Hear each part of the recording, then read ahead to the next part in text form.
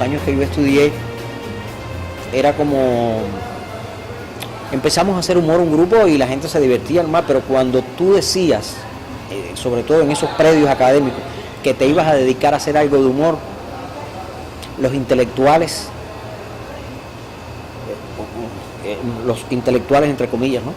Porque los verdaderos intelectuales de verdad sí disfrutan y el sentido del humor, porque tú hablas con Leo Brauer o con Roberto Fernández Retamar y son unas personas de un sentido del humor y de un aprecio por el género, y mira, más grande que yo, mandado a hacer, pero hay un cierto tipo de personajes de eso que entonces se creen más de eso que nadie, entonces miran el humor por encima del hombro, se creen más, en realidad no son personas realmente cultas, porque si fueran personas realmente cultas apreciarían que el sentido del humor no es una condición más, es una condición indispensable para una gran obra de arte, tiene que tener su gota de sentido del humor o de ironía, que es también parte del sentido del humor. Entonces ese tipo de personas, cuando nosotros empezamos a hacer humor en Elisa, primero se reían, pero después qué pena que hagan esto, entonces un poco por rechazo y por rebeldía yo también empecé a hacer humor. Y después también, como la gente nada más que veía lo que yo hacía de humor, también por rechazo empecé a hacer otro género. Y porque uno no debe dejar que la clasificación te mate. Porque clasificar es matar, entonces te clasifican, no, esto es para que haga nada más que humor. Y yo decía, no, si yo soy yo quiero actuar, a mí lo que me interesa es actuar, o sea, no me gusta que tampoco te encasillen y los primeros que debemos ser responsables de esto y cuidar nuestras carreras somos nosotros los actores. Entonces también empecé a hacer otras cosas fuera del género humorístico y a llevar la vida por cualquier camino, porque al final nosotros trabajamos con nuestro cuerpo y nuestra voz, que es nuestro propio instrumento. Es como el que toca una guitarra o un fagot.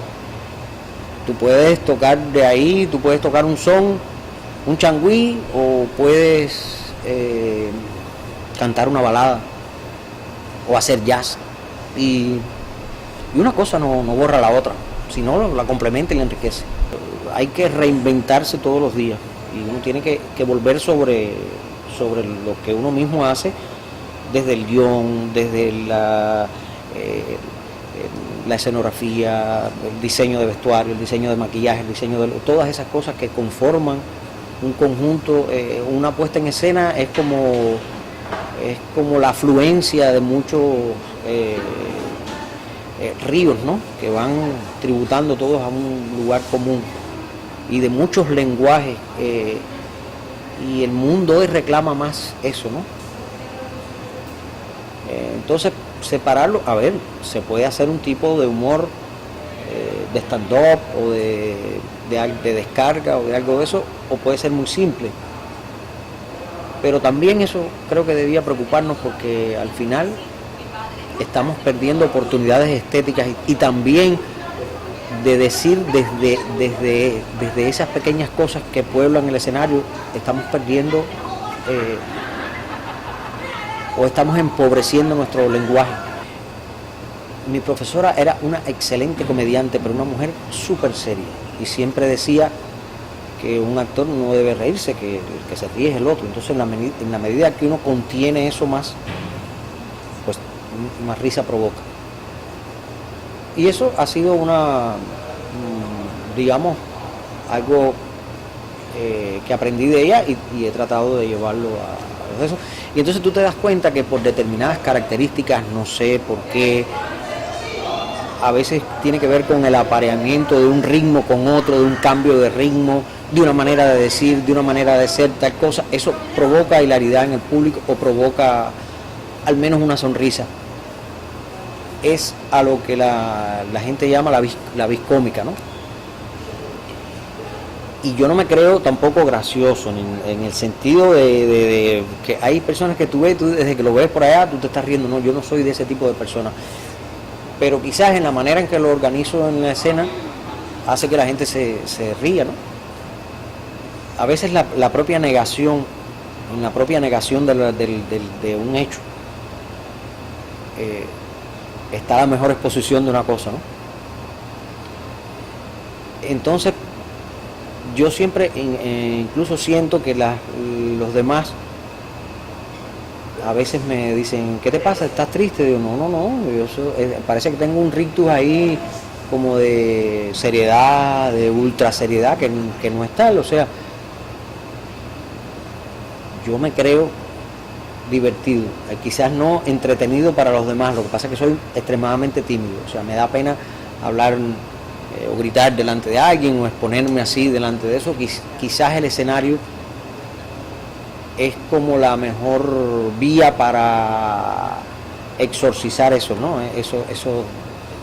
Esos demonios, ¿no?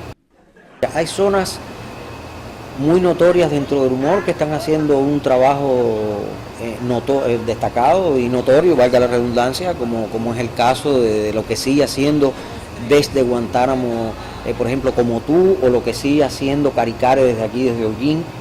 Son casos como muy aislados, con un humor que apuesta a la calidad por encima de todas las cosas.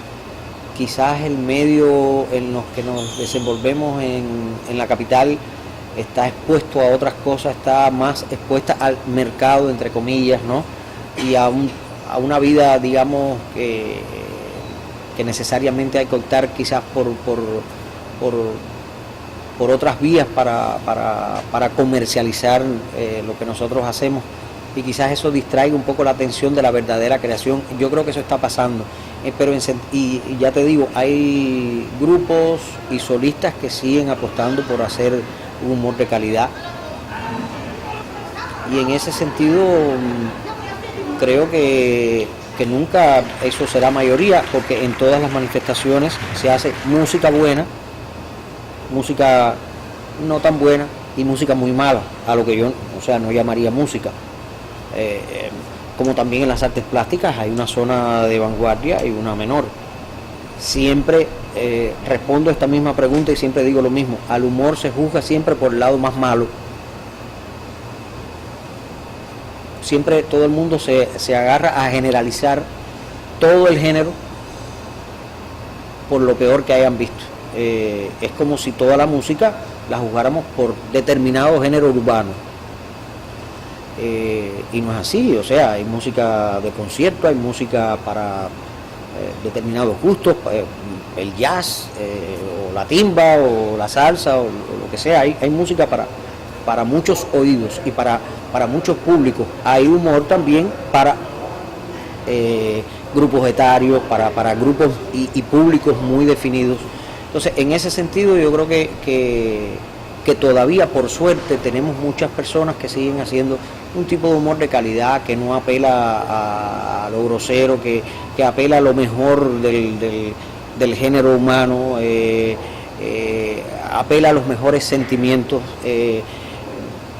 un humor que tiene que ver con el humor blanco, pero también con la sátira social tan útil y necesaria, y a la que muchos enemigos del humor tratan de borrar, y es un hijo legítimo del humor. Yo defiendo la sátira social igual que el humor político, porque es nuestra participación en la sociedad. O sea, el humor contribuye porque somos ciudadanos de este país y nos asiste todo el derecho a participar del destino de la nación, porque en la creación de nuestra nacionalidad también está el humor, porque nuestro teatro más identitario, nuestro teatro más vernacular, es un síntoma también de afirmación de la nacionalidad. Entonces, todas aquellas personas que acusan al humor de cualquier otra cosa, lo primero es que los acuso de un desconocimiento total de nuestra cultura. O sea, yo creo que hay que conocer nuestra cultura y respetarla, amarla, para saber que el humor también hay que incluirlo dentro de cualquier corriente que unifique nuestro pensamiento, y forma parte de nuestra identidad y de nuestro sentido más raigal de cubanía. Por eso lo defiendo por encima de todas las cosas. Hay algo que todavía el humor le sigue faltando, y es arte. Arte en el sentido que a veces ves cosas muy bien armadas, textos muy buenos, pero quizás tú dices, mira, si tuviera un buen diseño de luces, si tuviera una buena escenografía, si tuviera un mejor vestuario, si tuviera esto, podría ofrecerme y complacerme más estéticamente. Al final todo es música. quizás debía haber seguido el consejo de mi mamá y haber estudiado algo de música. Y después la vida pues me ha arrastrado a trabajar mucho con músicos, con cantantes, a ser profesor incluso bueno, los cantantes son músicos de academia también. Lo que pasa es que trabajan con un órgano que es la voz. Y me ha encantado ese trabajo porque al final tú te das cuenta que todo en la vida es música. Todo es música. Ese ruido del aire acondicionado, si lo organizas en un pentagrama, va descubriendo notas musicales.